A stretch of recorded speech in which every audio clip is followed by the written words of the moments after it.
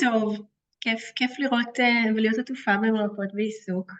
אני רואה שתוך כדי עוד מצטרפים, אז כיף שהצטרפתם אלינו. אני יודעת שיום חמישי זה יום עמוס ולחוץ, אז עוד יותר תודה שבאתם. אנחנו בעצם נעבור ביחד 40 דקות, מקסימום שעה משותפת, שאני ממש מקווה שתעזור לכם בשלב שאתם נמצאות בו. ובעצם מה שנדבר עליו בוובינר זה איך למקסם את הייעוד המקצועי שלנו כמרפאות בעיסוק, בעצם בעניין של לבחור משרה. אז אני משערת שהגעתם לכאן כי אתם נמצאות בנקודה הזאת של למצוא את המשרה הראשונה שלכם, או גם אם לא, איזושהי משרה חדשה או אחרת. וגם אם זה לא משהו שכרגע אתם עסוקות בו, זה מן הסתם משהו שכולנו נתקלות בו בשלבים מסוימים בחיים. אז על מה נדבר היום? תומר, מעולה. אפשר לעבור שקף. אוקיי, אז על איך בנוי הוובינר? קודם כל אנחנו נתחיל מן הסתם מלדבר על 7 באוקטובר, על הימים המטורפים שאנחנו נמצאות בהם. אי אפשר להתעלם מזה, זה משפיע על כולנו, ויש לזה גם השפעות על המקצוע שלנו. אז נתחיל מזה, אחרי זה נעבור לאתגרים שאנחנו כמרפאות בעיסוק מתמודדות איתם בכלל, ובפרט בבחירת המשרה הראשונה. נעבור למה בכלל חשוב לוודא לפני שאנחנו מגישות קורות חיים, או אם הגשנו, מה צריך לוודא בראיון. יש שם המון דברים, כל מיני שאלות שאנחנו צריכות לשאול את עצמנו ואת המעסיק הפוטנציאלי.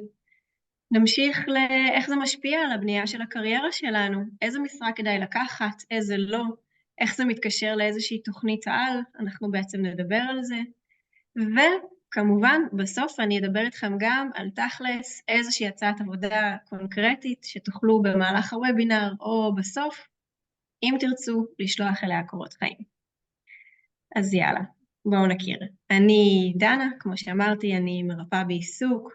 את התואר הראשון שלי למדתי באוניברסיטת חיפה, את התואר השני באוניברסיטת תל אביב. בדיאלוג אני מנהלת צוות 2, אני בשיקום בבריאות הנפש משהו כמו עשור, ובכלל את השנים הראשונות שלי כמרפאה בעיסוק עשיתי בתחום הפיזיקלי. בכנות לא חשבתי שאני אמצא את עצמי בבריאות הנפש, וזה איכשהו קרה.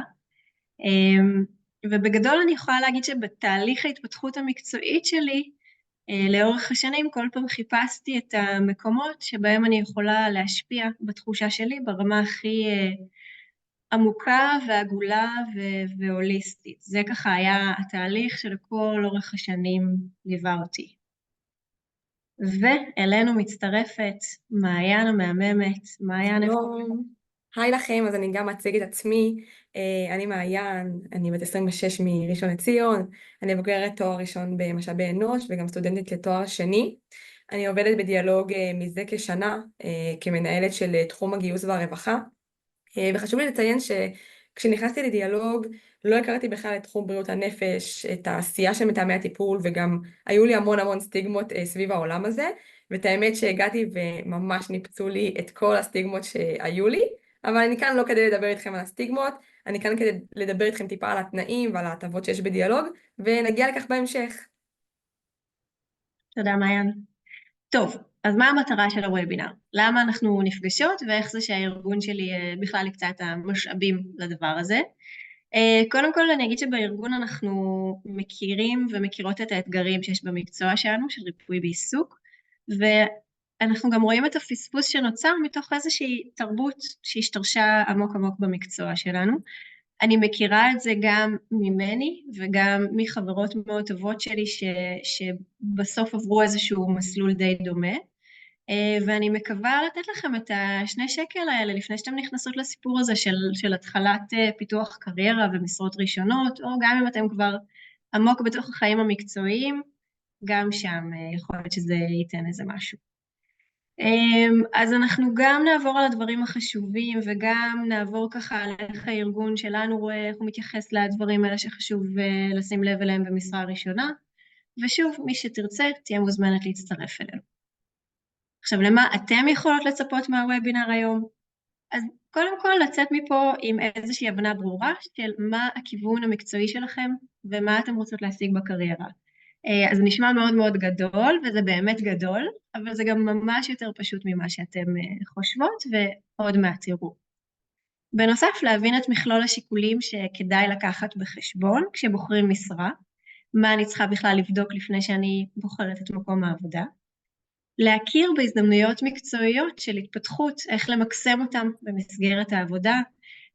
חשוב שתדעו שגם במסגרת העבודה שלכם השוטפת, אתם צריכות לראות איך אתם משלבות את ההתפתחות המקצועית. זה קיים, זה אפשרי, צריך לדעת לדרוש את זה, וצריך לדעת גם לבחור, נכון, כמו כל דבר.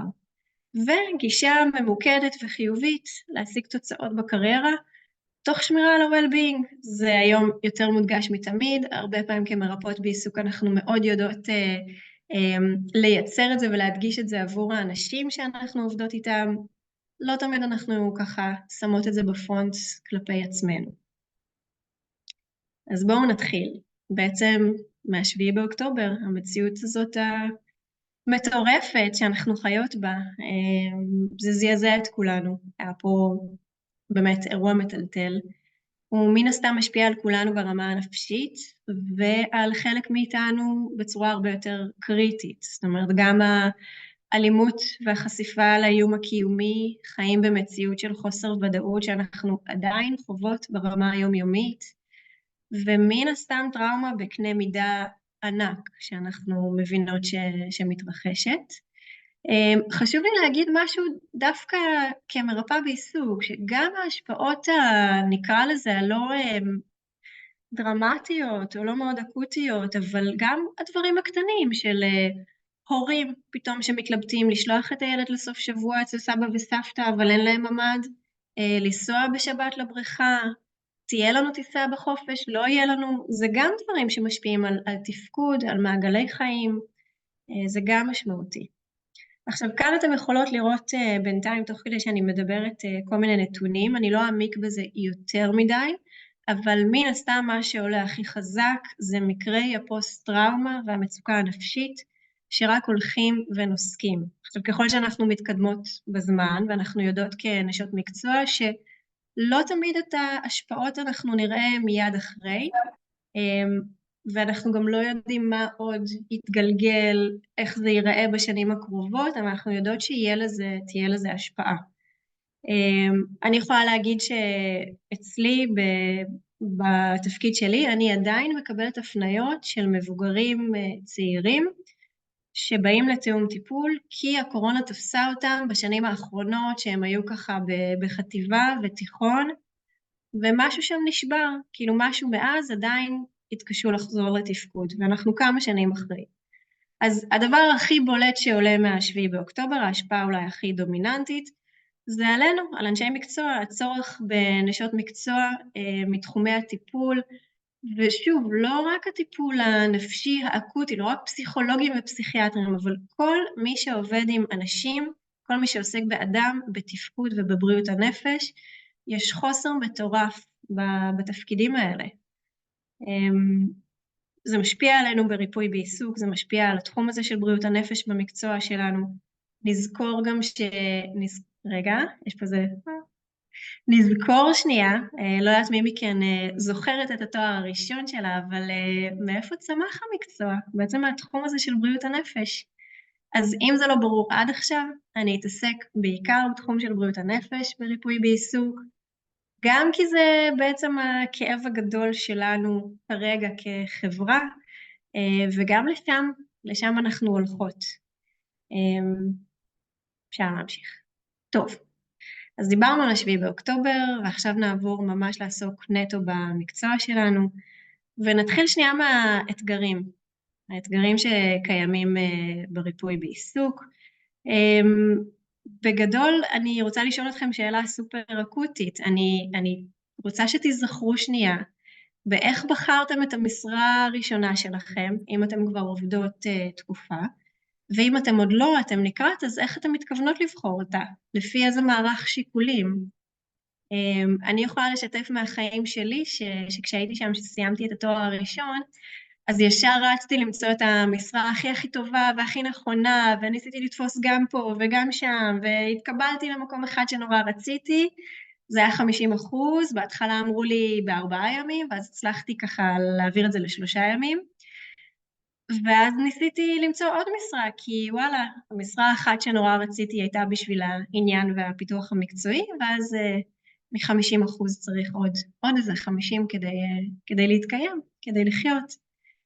וזה היה פאזל מאוד מאוד מורכב, לא ידעתי איך אני אצליח לעשות אותו, זה לקח הרבה זמן, אבל היה לי ברור שככה זה עובד, כאילו שככה עושים את זה. אחר כך נשבור את הראש על לאן זה לוקח אותי ואיך כל דבר משפיע עליי, אבל כאילו העיקר לעשות את הפאזל הזה. עכשיו זה היה מאוד נפוץ ומאוד מובן מאליו וברור שככה זה בדור שלי ובדור שמעליי. אני באמת מקווה שאם יש כאן צעירות יותר, זה לא בהכרח כל כך ברור שזה ככה, שיש סימני שאלה על הדבר הזה, כי בסוף כמות המשאבים שאנחנו משקיעות בלתפוס המון המון המון משרות שונות, ואחר כך להבין איך זה משתלב, הם עצומים ביחס למה שאנחנו מקבלות. זהו, מה עוד אני אגיד על זה? זה באמת משפיע גם על ה-well-being שלנו, גם על בתכלס השכר, כל הדברים שאנחנו עושות ואנחנו לא מתוגמלות עליהם. נפשית לעשות את הפאזלים האלה ולעבור ממקום למקום, זה סופר מורכב. עכשיו, הדבר השני, לפחות שאני גיליתי אחרי כמה שנים בעבודה בכל מיני משרות שונות, ואולי אני אגיד פה שאני עבדתי ב3 משרות בשנים הראשונות שלי כמרפאה בעיסוק, ואהבתי את כולן, באמת, אני זכיתי.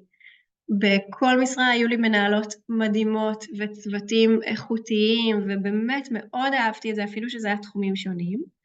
אבל כן, ככל שהשנים עברו, הבנתי שתכלס הרבה מהזמן שלי זה לא להתעסק נטו במקצוע, הרבה יותר באדמיניסטרציה, בנסיעות, בתיאומים, זמן ההסתגלות שלי בכל משרה היה ארוך יותר, בטח שאצלי כל משרה הייתה בתחום אחר, אז היכולת שלי להתמקצע ולהתפתח ולהצטיין, ולפתח גם תת מומחיות ספציפית בכל תחום, הייתה משמעותית איטית יותר. הדברים שפספסתי בכל יום שלא הייתי במסגרת, באיזושהי מהמסגרת הם היו גדולים, ובגדול זה, יש שם גם הרבה פספוס, והיכולת שלי לפתח את עצמי בכיוון מסוים, הבנתי שהיא הרבה יותר איטית. עכשיו דבר נוסף שאני ככה למדתי מעצמי וראיתי גם אצל חברות, זה שבהרבה משרות, לא בכולם, יש תמיד יוצאים מן הכלל, אבל אנחנו כאילו מוצאות את עצמנו עובדות במין תנאי מעבדה כאלה. אני פוגשת את הבן אדם כשהוא באשפוז, בין אם הוא אשפוז פיזי ובין אם הוא פסיכיאטרי, או את הילד בקליניקה, או בכל מסגרת שהיא לא הסביבה הטבעית של האדם. בסוף, גם אם בן אדם במסגרת שיקום, אוקיי? ולא אשפוז, הוא יוצא הביתה, הוא צריך להבין שם איך הוא חי, איך הוא חוזר לקהילה, איך הוא חוזר לשגרה שלו, ולא תמיד אני שם איתו, כדי לראות שהוא באמת עושה את העבודה הזאת, שהוא באמת מממש את השאיפות ואת היכולות שלו, שהוא באמת עושה את העברה של כל הדברים היפים שאנחנו עובדים עליהם בחדר לחיים. ואצלי לפחות זה יצר איזושהי תחושה כאילו אני לא מגיעה באמת למימוש של מה שאני יכולה לתת לאדם, לא תמיד אנחנו חוות את ההצלחות של התהליכים, את המיצוי של כל מה שאפשר לעשות. אז זה ככה מתחבר למה שאני עברתי, שככל שהזמן עבר חיפשתי את התחום בתוך ריפוי בעיסוק, שיש לי בו את האפשרות להיות עם האדם איפה שהוא נמצא, בקהילה, במפגש היומיומי, בבית, בחוץ, באוטובוס, בבית קפה וגם בסטינג משמעותי, טיפולי, ולעבור איתו איזשהו תהליך ארוך שבו הוא באמת מצליח לעשות שינוי ואני שם איתו לראות את זה קורה. בעצם חיפשתי את העבודה האקולוגית ואת תהליכי האורך והעומק. וכמובן, בתוך כל האתגרים במקצוע שלנו, אי אפשר שלא לדבר על הסוגיה של השכר והתנאים. זה באמת דבר גדול, אני לא חושבת שצריך להרחיב על זה, כי זה משהו שהוא בלב של כולנו, וכל האתגרים האלה הנה הם פה, הם על השולחן, הם בעייתיים, הם קשים, ועכשיו אחרי שביאסתי אתכם, ככה, טוב, בואו נבין מה עושים עם זה, כאילו איך אנחנו מתמודדות עם הדברים האלה. אז אוקיי, אז זה השלב שבו אנחנו שנייה עוצרות, לוקחות נשימה, כל מי שיש לה דף ועט לידה, זה הזמן להוציא אותם, מי שלא יכולה רגע לגשת ולקחת. ובואו נתחיל שנייה מעצמנו, אנחנו רוצות שיהיה איזשהו שינוי, איפה יותר נכון להתחיל אם לא אצלנו. אז בעצם אני הולכת לשאול אתכם איזושהי שאלה, שזה לאן את רוצה להגיע כמרפאה בעיסוק, לאן את רוצה להגיע עם הקריירה שלך. בסוף זאת השאלה שאנחנו צריכות לשאול את עצמנו, לפני שאנחנו בכלל פותחות דרושים דרושות, לפני שאנחנו מחפשות משרות, לפני שאנחנו שולחות קורות חיים. אז תיקחו שנייה דף ועט, תכתבו בכמה מילים, למה יצאתי ללימודים, מה רציתי לעשות, מה היה החלום שהיה לי. זה באמת, הדבר הראשון שעולה לכם בדרך כלל זה מה שהכי אמיתי, הכי אינטואיטיבי, ראשוני, זה לא צריך להיות מנוסח טוב, אתם יודעות למה אתם מרפאות בעיסוק, בסדר? פשוט תכתבו את זה, באמת, את החלום הכי פרוע. אם את רוצה לעשות דוקטורט בריפוי בעיסוק, תכתבי את זה. אם מישהי כאן יצאה בשביל להוביל שינוי ברמה המערכתית, סבבה, אז זה מה שיהיה על הדף. אם מישהי פה היה לה חשוב עבודה שאפשר לשלב בחיי משפחה, אם מישהי רוצה לפתוח קליניקה, אם את רוצה לקחת אנשים ולעשות איתם תהליכים משמעותיים, אפילו אם מישהי יצא לדבר הזה בשביל לעבוד מ8 עד 4, ושיהיה ביטחון תעסוקתי, ושהיא תדע שתמיד יהיה לה עבודה, סבבה, תכתבו את זה. אז אני משערת שבזמן שחפרתי לכם כתבתם, גם אתם מוזמנות לכתוב בינתיים אם עלה לכם איזה משהו פה בצ'אט, זה סתם בשביל הסקרנות שלי, כי זה ממש כיף לראות ולקרוא. טוב, אז יאללה, אז בואו נמשיך. טוב, אז כאילו מבחינת המהות של וובינר, תכלס סיימנו, סתם, אבל כאילו החלק החשוב זה מה שכתבתם על הדף. עכשיו שכולנו יודעות למה אנחנו קמות בבוקר, אפשר להמשיך. בעצם מכאן והלאה נדבר על הצ'קליסט, כאילו על השאלות שצריך לעבור עליהן לפני שאנחנו מגישות למשרה הראשונה, ואת כל הדברים שאני אדבר עליהם, תעבירו דרך הדף הזה, שתשאירו אותו מול העיניים שלכם, כי זה מה שינחה אתכם מעכשיו והלאה. בעצם כל השאלות מתיישרות לדבר הזה. האם זה תומך את ההגעה שלי ליעד של הקריירה, או שזה לא תומך את ההגעה, זה נעים וזה נחמד וזה מעניין, אבל זה לא יקדם אותי לקראת החלום, לקראת השאיפה. האם זה מאט? האם זה מאיץ? מעכשיו זה מה שמנחה אותנו. אז כשנעבור באמת על הדברים הבאים, אני באמת רוצה שכל אחת שנייה תעצור, ותחשוב על זה מהפילטר של הדבר שהיא כתבה. ועכשיו בואו נעבור לבאמת מה הדברים שלא תמיד אנחנו ממוקדות עליהם כשאנחנו מחפשות משרות ראשונות. כשהדבר הראשון שכבר דיברתי עליו, כי זה באמת אצלי היה אחד הדברים הכי משמעותיים, והוא משום מה במקצוע שלנו מאוד מאוד בולט, וזה אחוזי המשרה. אז באמת כמו שאמרתי, יכולה להיות תהום מאוד גדולה בחוויה של התקדמות ופיתוח קריירה, בשילוב של הרבה חלקיות משרה. זאת החוויה שלי כמי שעובדת מעל עשור ושל חברות קרובות.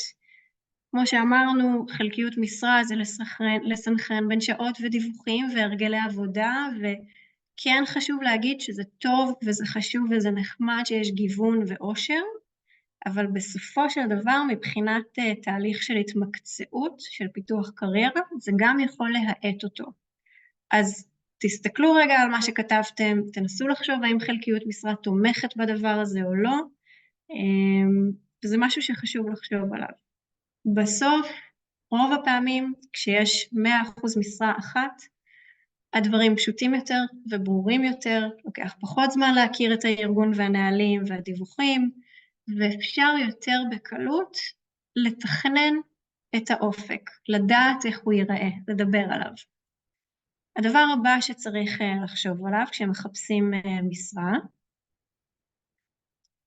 זה בעצם שאלות שקשורות לעשייה, לתפקיד עצמו, עד כמה אנחנו משפיעות על חיי האדם, איפה אני פוגשת את האנשים שאני מלווה, לאיזה משך אני מלווה אותם, מה התהליך שאני עושה ברמה המקצועית, איזה ניסיון אני צוברת כמרפאה בעיסוק, עד כמה אני חווה את ההצלחות של האנשים, עד כמה אני יכולה לדעת מה קורה איתם, כי בעצם יש לנו המון תפקידים שאנחנו עושות בהם דברים משמעותיים, כמו אבחונים ודברים כאלה.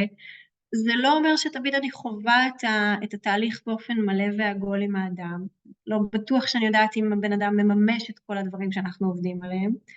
וזה משמעותי במקצוע שלנו לצורך צבירת ניסיון. עכשיו, שוב, יכול להיות שמי שמכן, מה שכתבה על הדף, זה תומך, ויכול להיות שלא. זה הפילטר שאתן צריכות לעבור כשאתן שואלות את השאלות האלה. הדבר הבא שצריך לשים לב אליו, זה בתוך המשרה או הכמה משרות, מה האחוז, מה ההיקף שאני מקדישה לתכלס עבודה מקצועית, בתכלס עשייה. כמה אחוז מהמשרה אני עושה את מה שבאתי לעשות, לשאול את השאלה הזאת, לא להתבייש במהלך הרעיון, בטלפון לפני. יש הרבה מקומות עבודה שמגיעים, ואז את מוצאת את עצמך, אוקיי, עושה חצי שעה עבודה, ובשאר הזמן מדווחת, או קובעת תורים, או מתעסקת בביטולים, או כל מיני כזה, נוסף על תפקיד שאוהבים לתת לנו, כמו לרכז את הצוות, שזה נחמד, אבל לא בטוח שזה תומך את מה שאני רוצה להגיע אליו בקריירה שלי. להיות אחראית על איזושהי פעילות, או אפילו, לא יודעת, עוזרת מנהלת, שזה מגניב, זה נשמע טוב, בתכל'ס זה אומר לעשות הרבה לוגיסטיקה, אז האם זה תומך את ההגעה שלי ליעד או לא? צריך להבין, כי כל הדברים האלה, הם יכולים לבוא על שעות של ממש ניסיון טיפולי, אם החלום שלי הוא לא יודעת, לפתוח קליניקה, צריך לבדוק את זה. גם בנושא הזה, אגב, של דיווחים, יש כל כך הרבה חברות ועמותות ורווחות, שזה קצת יותר עובדות סוציאליות, אבל שהן עובדות עם דפים וקלסרים ואקסלים, שזה, וואלה, זה גם עניין, כי אנחנו ב-2024 ויש כבר מערכות ממוחשבות שיכולות להקל על העשייה, אפשר לעשות עבודה מהבית, אני לא חייבת לריב כאילו עם עוד מרפאות בעיסוק בחדר בשביל לתפוס את המחשב, בשביל לסיים לדווח, בשביל ללכת הביתה, וזה יכול להשפיע על עד כמה אני באמת פנויה להיות עם האנשים שאני מטפלת בהם בזמן שאני עובדת. הדבר הבא שממש חשוב לשים על השולחן כבר במשרה הראשונה, ולא רק, גם להמשך, זה ההתפתחות האישית והמקצועית במקום העבודה. יש לי בכלל תוכנית כזאת? זה קיים במשרה הזאת? מי דואג לדבר הזה? זה עליי? זה המעסיק שלי מציע? יש תוכנית מסודרת? מה מוצע בתוכנית הזאת? יש הכשרות במקום העבודה? אין? יש סבסוד לתואר שני, ללימודים נוספים? איך אני עושה את זה? אני מחפשת את זה ואז אני מבקשת אישור, או שיש איזה משהו שהוא נהוג במקום? דברים סופר סופר חשובים. הדבר הבא, זה בתכלס איך נראה היומיום שלי. הוא רק מהמשרד, הוא משלב עבודה בשטח, אני יכולה לעבוד גם מהבית, אני יכולה לצאת מוקדם כשצריך, יעשו לי פרצופים, לא יעשו לי פרצופים, זו שאלה חשובה. כמה הלו"ז שלי ברשותי, עד כמה הוא גמיש, מישהי קובעת לי את כל הטיפולים או שאני קובעת לעצמי לפי מה שאני יכולה ונוח. אם אני מתכננת בעתיד לצאת ללימודים, זה בכלל יתאפשר, זה לא יתאפשר, אני יכולה להוריד קצת מהכיף של העבודה אם עובר עליי משהו, או לעלות אם אני פנויה יותר, האם יש לי אפשרות לצבור שעות נוספות ולהגדיל הכנסה, זה הכל שאלות חשובות לא יודעת, לפחות אליי כשבאות מרפאות בעיסוק לרעיונות של משרה ראשונה, אני שמה לב שהן לא שואלות את הדברים האלה, וזה ממש חשוב, זה יכול מאוד להשפיע עלינו בהמשך החיים, ולהשפיע על ההתפתחות שלנו. והדבר הבא זה איך נראה הצוות. האם יש עוד מרפאות בעיסוק בצוות? האם יש מטפלים מתחומים נוספים? האם החוויה היא של העשרה הדדית ולמידה משותפת, או עבודה לבד ועצמאית בלי מפגש עם אנשי מקצוע נוספים? כמה השיח הוא מקצועי בין האנשים, כמה אפשר להתייעץ ולעזר? זה גם שאלות מאוד חשובות. וכמובן, תנאים וכסף, איך משלמים, מתעכבים, לא מתעכבים, יש שעות נוספות, זה מקום ממשלתי שאי אפשר להעלות שכר גם לא באגורה, אלא אם נחתם איזה הסכם חדש, או שאפשר כל שנה לבקש העלה. ותק נחשב, לא נחשב, תואר שני, מעלה לי את השכר, לא, אני יוצאת ללימודים, זה על חשבוני, זה לא על חשבוני, אני מקבלת מחשב לעבוד ממנו, או שאני צריכה להביא את המחשב שלי מהבית, זה דברים שהם חשובים לשאול. עכשיו, כל הדברים שפירטתי עליהם עכשיו, ואני בטוחה גם שיש עוד, אבל אלה באמת הדברים המרכזיים שאנחנו אספנו, זה בעצם ארגז כלים, זאת הרשימה של הדברים שחשוב בעינינו לשים לב אליהם כשמחפשים משרה ראשונה, ולא רק משרה ראשונה. הייתה לנו איזושהי מחשבה לעשות ממש צ'קליסט מסודר, אנחנו עוד לא עשינו את זה, אבל אם יש כאן מישהי שרוצה לקבל את המצגת, אז בכיף, פשוט תכתבו בצ'אט ונשלח לכם. אני רואה כזה הנהונים. אלינה, את יכולה בכיף לכתוב אין בעיה, תכתבי, וכל מי שרוצה שתכתוב ונאסוף את זה.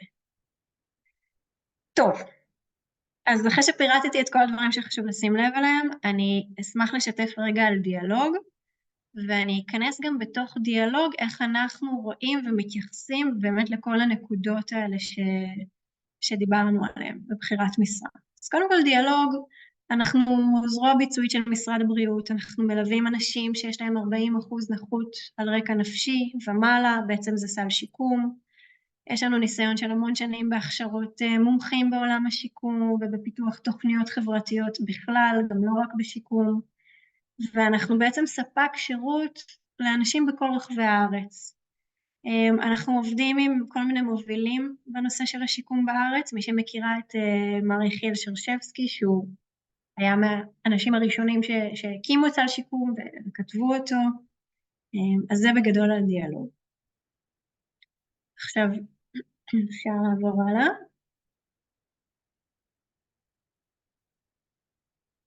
אוקיי. אז איך תיאום טיפול וריפוי בעיסוק קשורים? בעצם אני לא יודעת מה הניסיון שלכם, אבל אני בתואר הראשון לא היה לי מושג מה זה תיאום טיפול, לא כל כך הכרתי המון שיקום בקהילה בכלל, וזאת שאלה ששואלים אותי הרבה מרפאות בעיסוק. אז בגדול, תיאום טיפול כולל בתוכו תהליך של היכרות עם בן אדם, אוקיי? ביצוע של הערכה מקיפה של החוזקות והאתגרים והרצונות והשאיפות שלו, התפקידים והסביבות והמשאבים, ואחר כך אנחנו כותבים איתו ביחד תוכנית אישית, תוכנית קידום אישית, מזהים איזושהי מטרת על ומטרות ביניים, ואנחנו ממש מציבות יעדים להשגת התוכנית. בין המפגשים יש משימות, משם יוצאים לתהליך עבודה שוטף של הבן אדם, ובכל נקודת זמן אנחנו עוצרים ובודקים מה מידת ההתקדמות, מה מצליח, מה לא מצליח, מה אפשר ללמוד ממה שכן הצליח, מה אפשר ללמוד ממה שלא הצליח, עושים התנסויות וחוזרים לתוכנית. עכשיו, אם זה נשמע לכם מוכר, יופי, כי בגדול, כאילו הייתי יכולה באותה מידה להסביר מה זה ריפוי בעיסוק ולהשתמש בערך באותו הסבר. אנחנו מבינות שריפוי בעיסוק ותיאום טיפול הם שלובים אחד בשני בצורה מאוד מאוד מאוד אדוקה, זה אותם הערכים, אותה התפיסה של האדם במרכז, אותה הפרספקטיבה, התוכנית מותאמת לאדם, אנחנו שם לפגוש אותו איפה שהוא נמצא ולעזור לו לממש את השאיפות שלו ולהשתלב בחיים בצורה מיטיבה, ובעצם כמו שאתם רואות כאן במצגת, זה בגדול התהליך עבודה, שאופי הליווי מותאם לצורך וליכולות ולמה שאנחנו רואות בעיניים המקצועיות שלנו, ובסוף אחרי שנה, שנתיים של ליווי, מגיעים לסיום התהליך, שזה מדהים כי יוצא לנו ככה לחוות דברים מאוד מאוד מרגשים. אני יכולה לתת עכשיו דוגמה של מישהי שבצוות שלי שמלווה אישה צעירה, שבתחילת הליווי בכלל לא העיזה לחלום ולהגיד מה היא רוצה, ועכשיו לקראת סוף הליווי היא מסיימת שנה ראשונה של לימודי סיעוד, שזה תהליך מטורף. אפשר להמשיך. ואיך זה שונה מתפקידים אחרים, ממשרות אחרות בעצם, איך השיקום הנפשי בדיאלוג. אז בגדול אמרנו המטרה של תיאום טיפול זה לעזור למתמודדים לחיות חיים מלאים ולהשתלב בקהילה, על ידי בניית תוכנית אישית, בשותפות עם מי שמלווה אותו, עם המרפאה בעיסוק, ואנחנו מאמינים, אנחנו פועלים מתוך אמונה שהאדם יכול להצליח. עכשיו, בגדול זה מאוד מאוד גמיש, כל מרפאה בעיסוק שהיא מתאמת טיפול, יש לה את היכולת לבנות את התוכנית בצורה שהכי מותאמת לאדם, בצורה שהיא הכי גמישה ונכונה לו, ואנחנו תמיד באיזשהו תהליך למידה והתפתחות. זה ככה בגדול על השיקום בדיאלוג. אפשר לעבור. ובגדול מה שעוד, אני חושבת שאחד החוזקות בדיאלוג זה שבעצם המפגש עם מגוון האנשים וההיכרות עם הצרכים שלהם בשטח, זה שאנחנו זרוע ביצועית של משרד הבריאות, זה מאפשר למתאמות טיפול שלנו לאתר פערים ברמה המאוד רחבה והמערכתית ולתת להם מענה, לבנות פתרונות. זאת אומרת, אנחנו רואים את התמונה הגדולה וזה מייצר המון הזדמנויות. אפשר לראות כאן למשל מענה לריבוי מוגבלויות, שריבוי מוגבלויות זה אנשים שהם גם בסל שיקום, יש להם התמודדות נפשית, אבל לצד זה יש להם גם הנמכה קוגניטיבית, או שהם על הרצף האוטיסטי, או שיש להם איזו מגבלה פיזית או חושית, וככל שמתאמות טיפול ליוו את התת אוכלוסייה הזאת, הם הבינו שהם זקוקים למענים מותאמים. אז בעצם אצלנו בצוות למשל יש מתאמת שזאת ההתמחות שלה, שהיא פיתחה, היא יצאה ללימודים, וזה היה מתוך חיבור אישי שלה, והיום היא מרכזת בחצי מהמשרה שלה עשייה שקשורה רק לזה, היא מייעצת למתאמים שמלווים אנשים שהם מתחת ריבוי מוגבלויות, היא יושבת ומרכזת ועדות בין משרדיות, שזה ועדות של סל שיקום ושל הרווחה ביחד, ויש עוד הרבה דברים שהולכים להתפתח. ואתם יכולות לראות פה עוד דוגמאות, למשל הנושא של צעירים ומתמודדים. אצלי בצוות יש מתאם שהוא בעצמו צעיר ומתמודד בסל שיקום, והנושא הזה של מענים לצעירים זה משהו שהוא כבר מההתחלה זיהה כצורך מאוד משמעותי, והוא היה מוכוון עליו ברמה האישית, אז הוא יצא לאיזשהו קורס התמקצעות בנושא הזה, והוא מעביר קבוצות של צעירים ועוד הרבה דברים, קבוצות של זוגיות ומיניות, תיאום טיפול קהילתי, שזה משהו שהמתאמות בדרום פיתחו בעקבות השביעי באוקטובר, הם הבינו שללוות פרטים בתוך קהילה, שיש לה צורך קהילתי, דורש ליווי קצת אחר מליווי פרטני, ועוד הרבה דברים. זה ככה בגדול.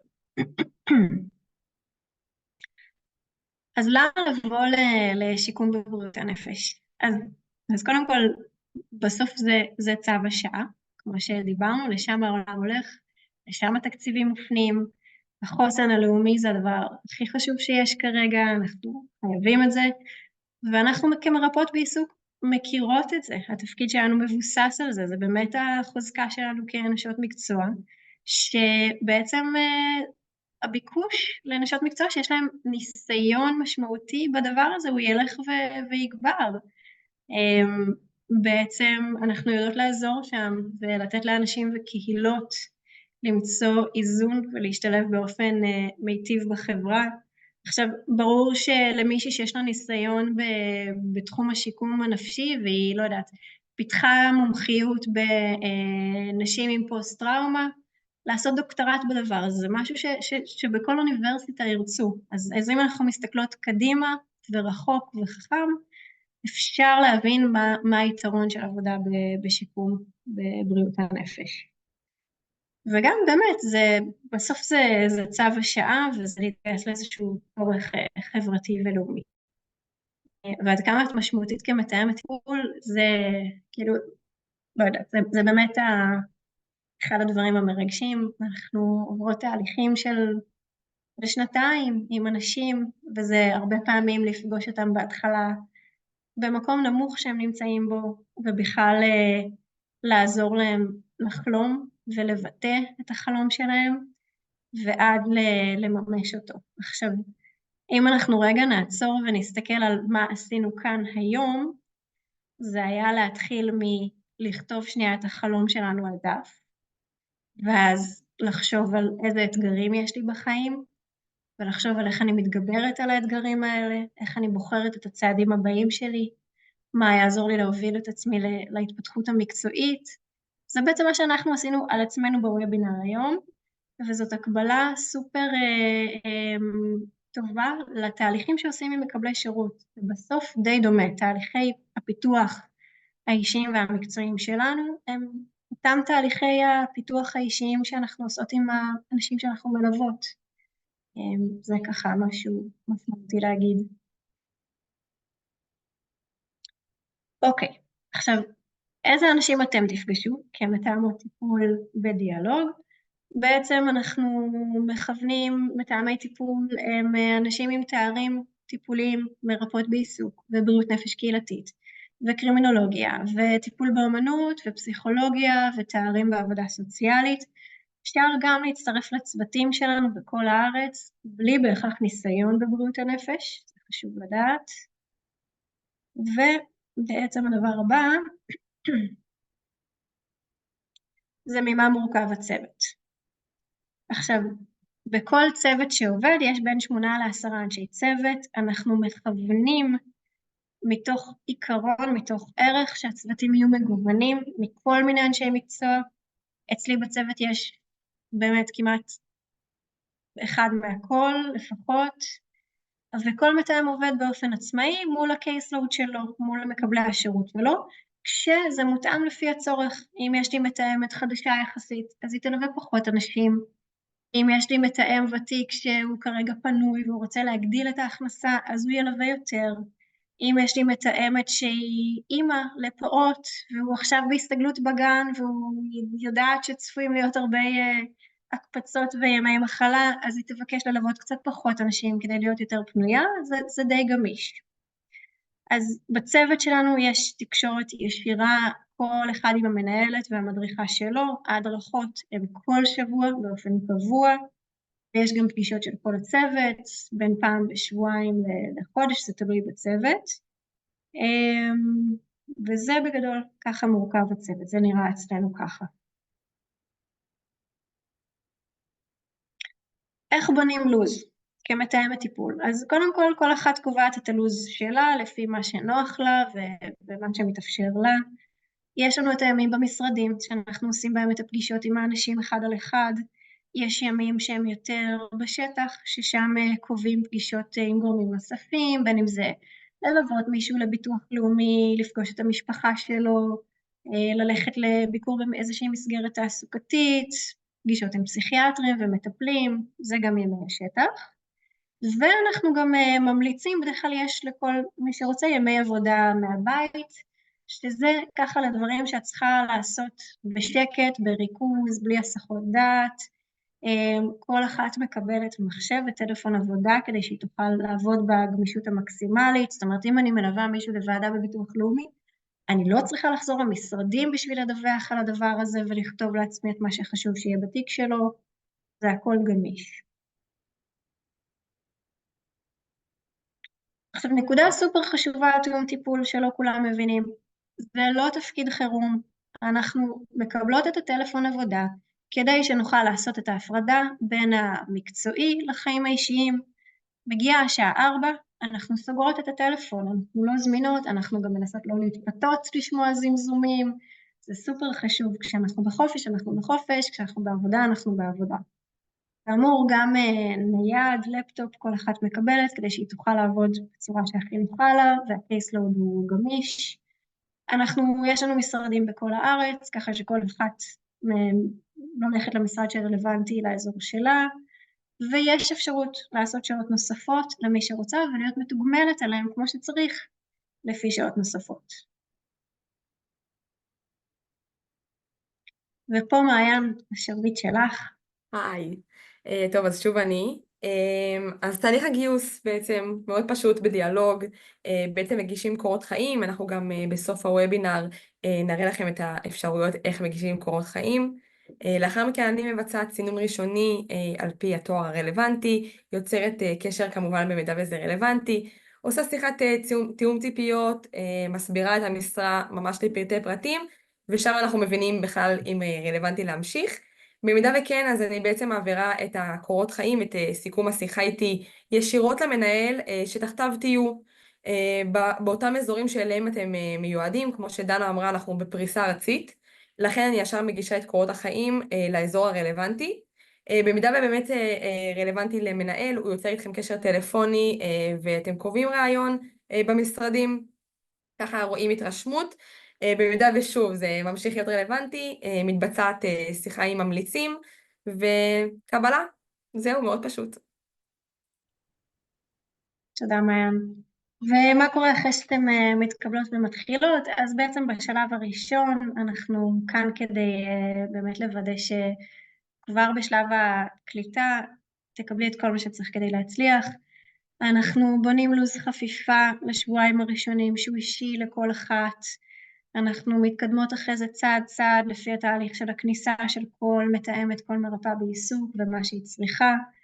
את תצטרפי לפגישות עם מתאמות ותיקות מהצוות שלך, ובאמת יש את ההכשרת חדשים שזה 1.5 חודשים, זה ארצי, את תעברי את כל התכנים שחשובים לתפקיד כבר מההתחלה. אז זה בגדול בשלבים הראשונים. כמו שאמרנו, הכשרות, וגם הקייסלוד הראשוני הוא נבנה באיזושהי רגישות והתאמה לתהליך ההסתגלות.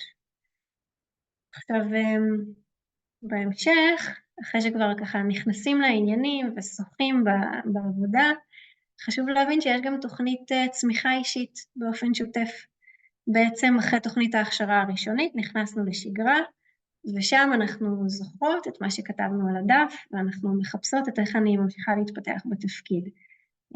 אני יכולה לתת דוגמה, אפשר לעבור רגע לשקף אפשר לתת דוגמאות, למשל השנה היו 2 קרימינולוגיות שסיימו דוקטורט, והם כתבו אותו, הנושא שקשור לעבודה שלהם בדיאלוג, בליווי של אנשים.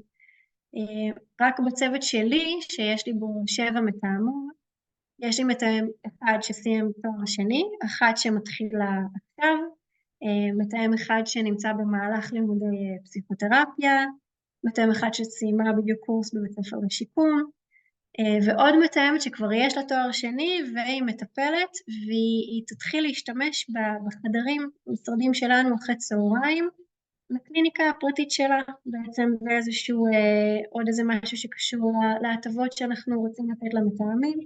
היא לא צריכה לזכור חלל חיצוני, היא משתמשת בפסיליטיז שיש לנו, והיא מטפלת שם, בעצם ככה להגדיל את האפשרות הכנסה שלה. גם אני מתחילה ללמוד שנה הבאה CBT, שזה כזה, אני יכולה להגיד באמת באהבה שהמנהלת שלי ממש דחפה אותי ועודדה אותי לזה.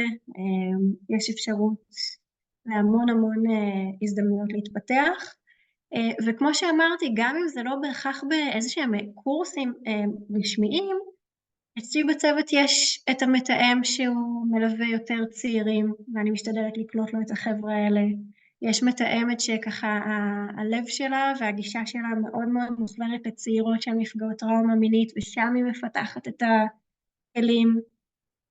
אני יכולה להגיד שיש מנהלות צוות מתאמות שהפכו להיות מנהלות צוות, ומנהלות צוות שהפכו להיות מנהלות אשכול, ואני יכולה להגיד שלא תמיד ההתקדמות היא בהכרח בתוך דיאלוג.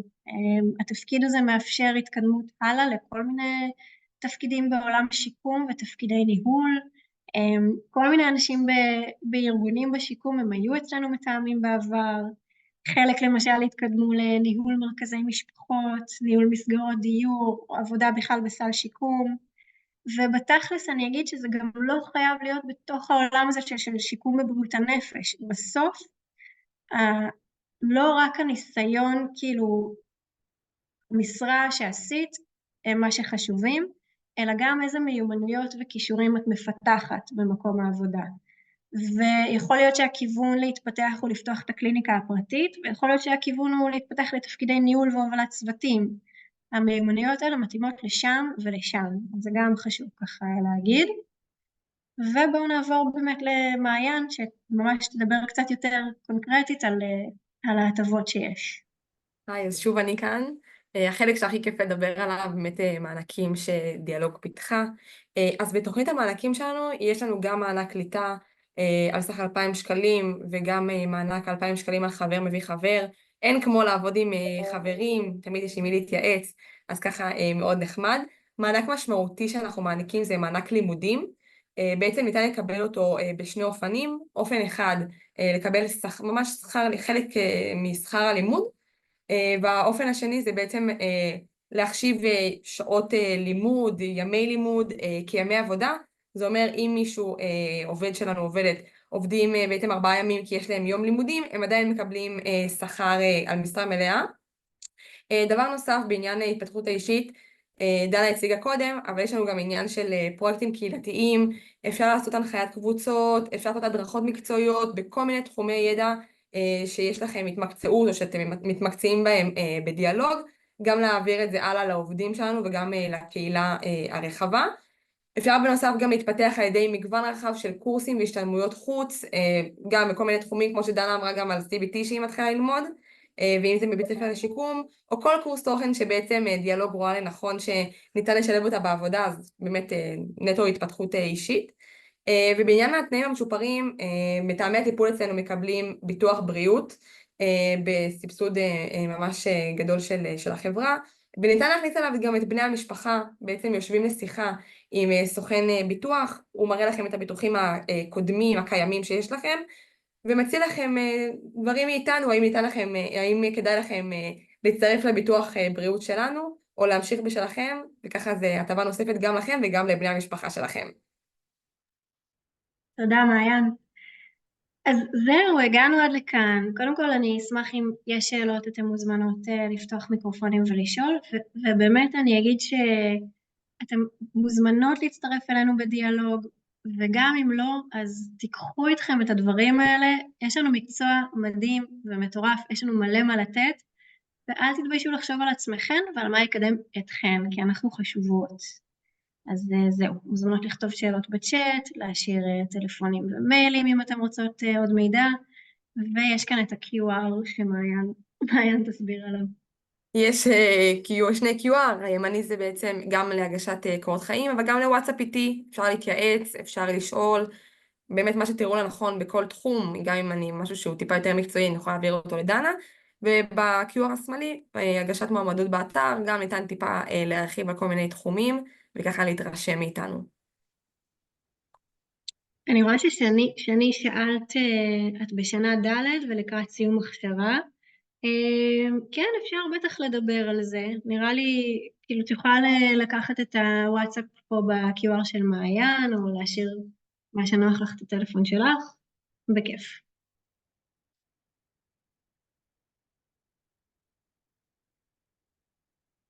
בכיף, שני. אז יש עוד שאלות?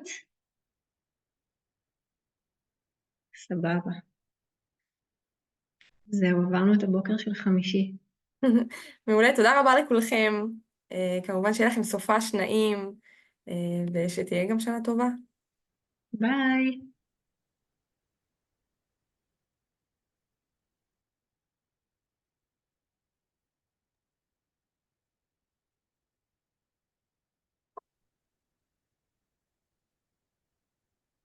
בבקשה.